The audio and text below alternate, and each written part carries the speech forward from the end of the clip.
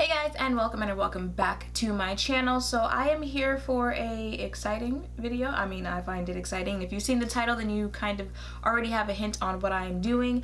I don't know, I feel like I'm not the only person who, sometimes we don't like something and then later on we're just like, maybe we didn't give it a chance, maybe we should try it with something else. So I am testing out products that I have already tried before. Most of them, I'm pretty sure, if not all of them, I've already shown here on my channel that I didn't really care for. Some of them I flat out did not like, that's why the title is what it is. And some of them, it's not that I didn't like them, but I might have just not cared for it when I tried it out, or I did like it but then something happened later on where I'm just kind of like, I don't know if I can use you anymore.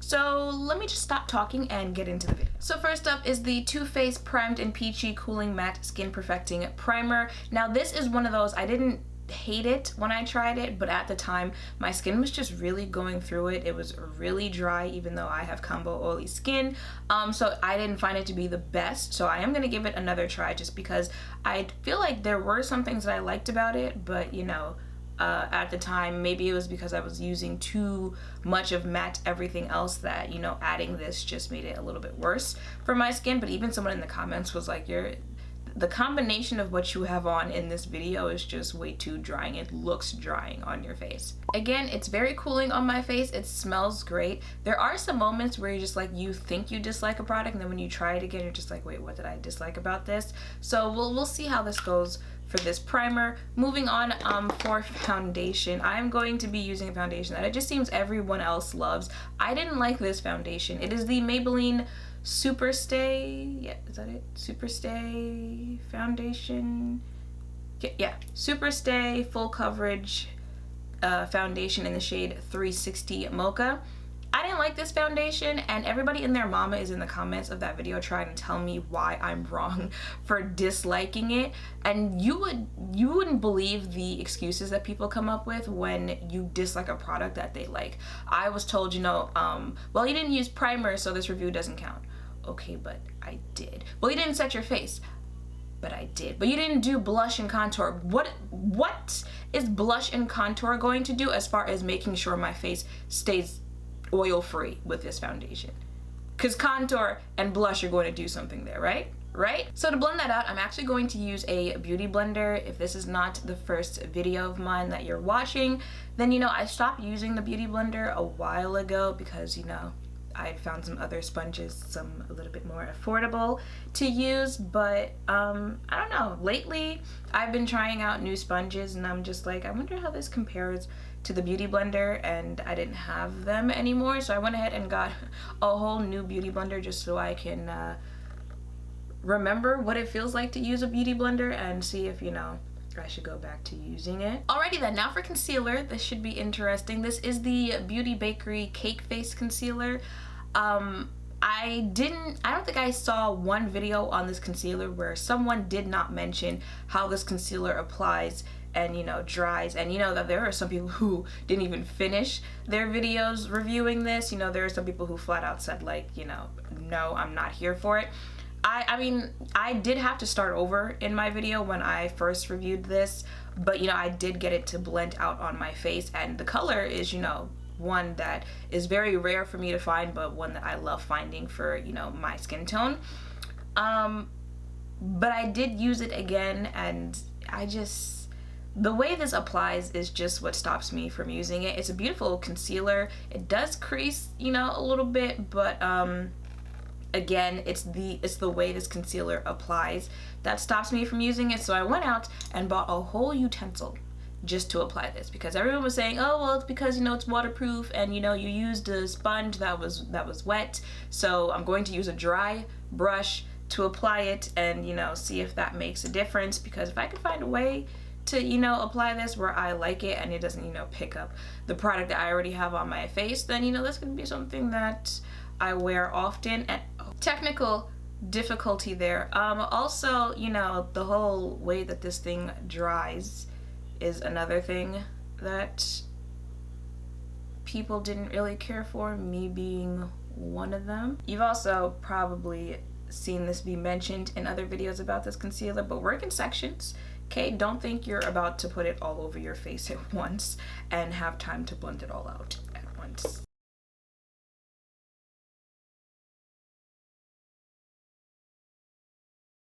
Not sure if you can notice that, but some of it still picked up right here. You know, some people said, you know, you can't buff it in, you have to drag it when you're blending it out. Did that, and some of it still picked up right there. But I mean, I want to say it feels easier, you know, applying it now, but this literally is taking as much time as it did the first time, and it's still low-key coming out. Now to set my concealer, I'm going to use a product that is also from Bakerie. It is their Flower Setting Powder. Now I did a video on the dark shade, medium deep, medium dark, whichever one it is, but I use that as an all over setting powder. So I bought it in translucent to see how it works as a concealer, you know, T-zone area setting powder. And then to remove the excess powder and to set the rest of my face, I'm going to use the Lancome translucent powder, yep, in the shade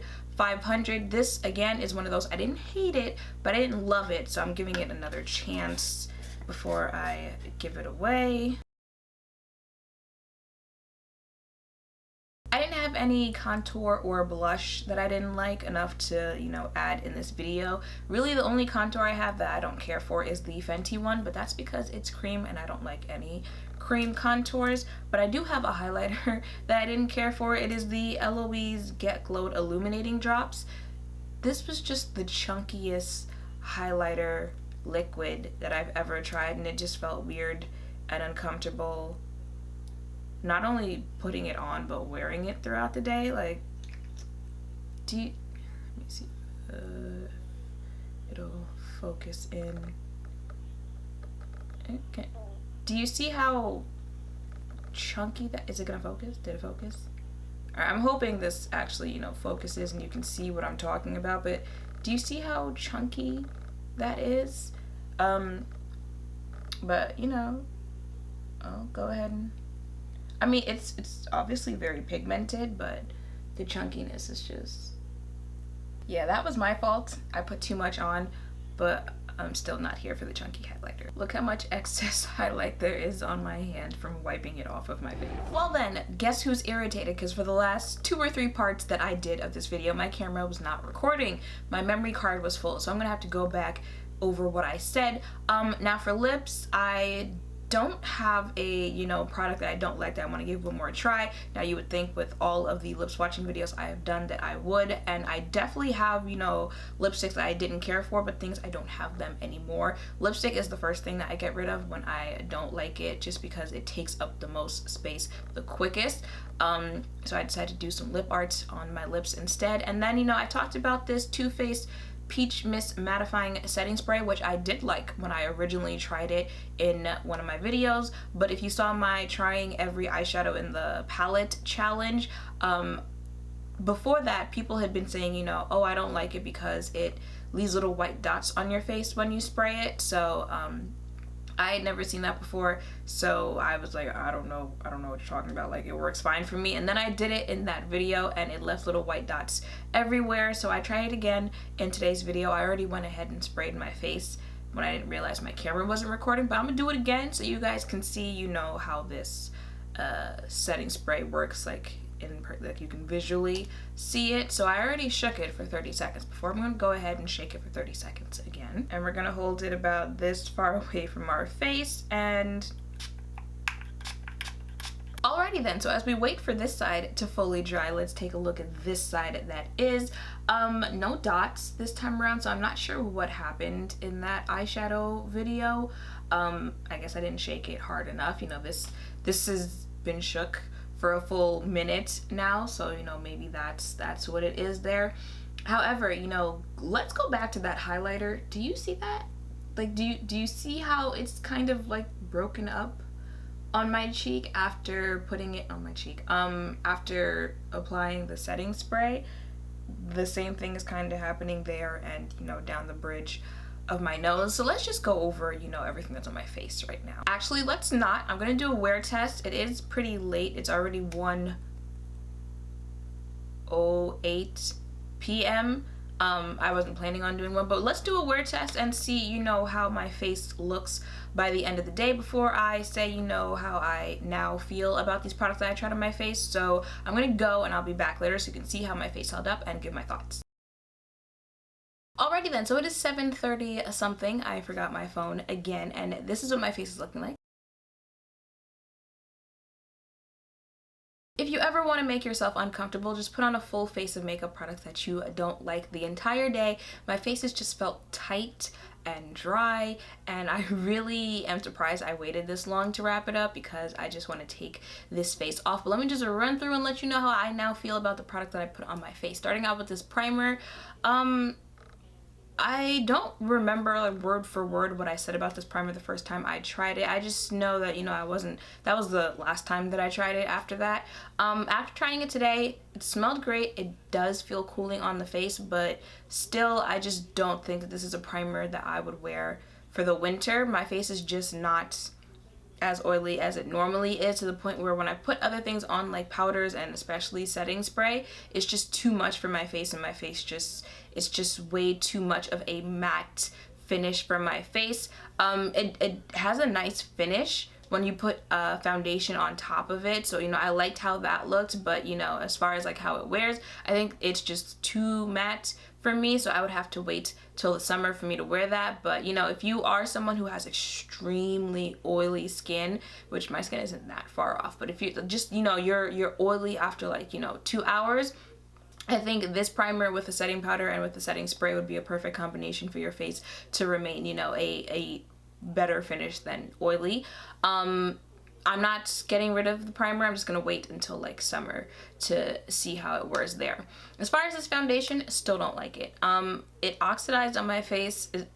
I could see the orange a little bit better this time around. I think using the other products really showed me just how, you know, low-key orange it was on my face.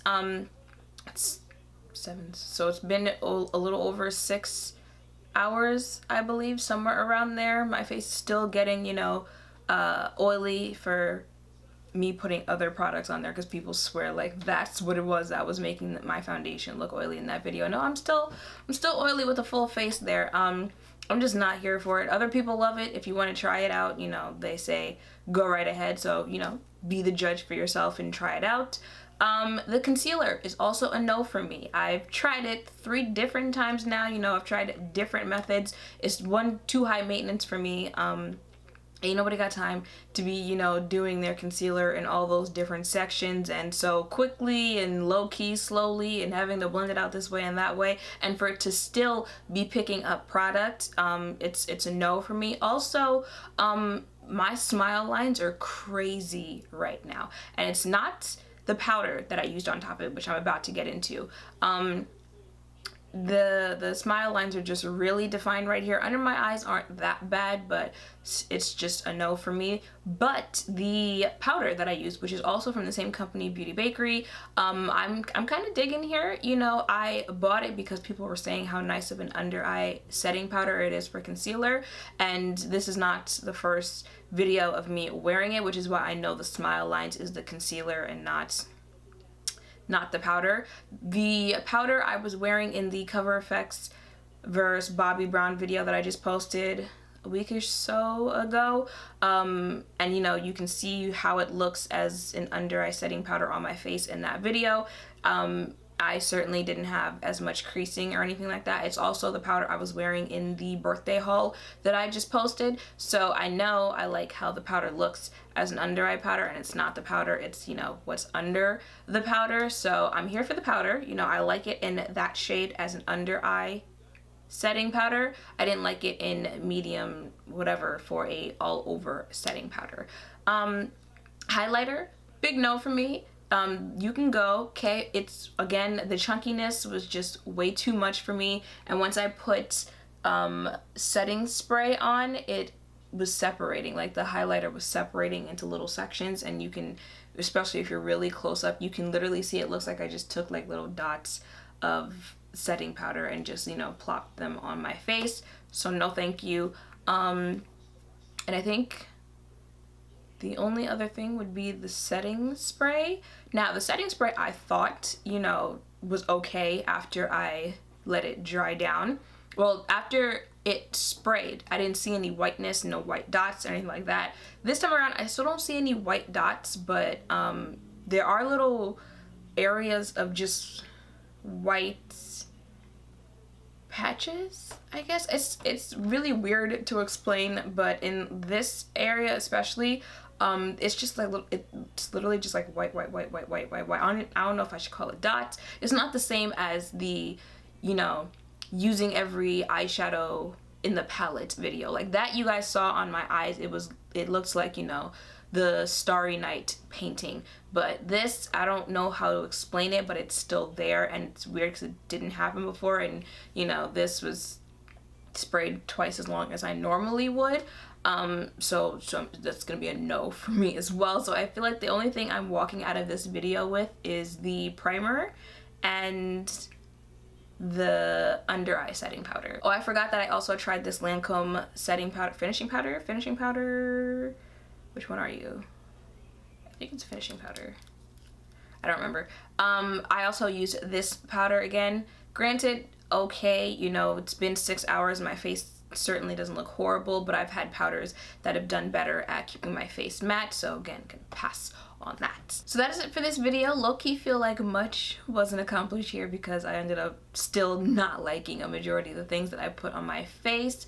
Oh, the beauty blender, you know, I also repurchased that. I'm gonna keep using the beauty blender because I kind of missed, you know, how it blends makeup out. Granted, now I do first use a foundation brush to apply my foundation, but I do go back over it with the beauty blender, and I still use sponges to apply my concealer. So I'm gonna keep using that. And I did just try some new sponges, one from LA Girl, one from Japanese. So let me know if you guys would want a video on, like, you know, what makeup sponges are good and which ones aren't so good, down below in the comments. I hope seeing this, you know, has helped in your decision of whether or not you want to try any of these products, whether or not you own some of these and you were thinking of giving them a second chance or anything like that.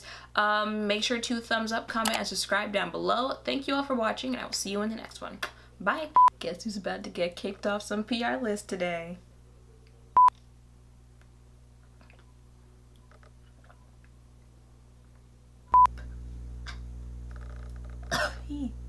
Talk about,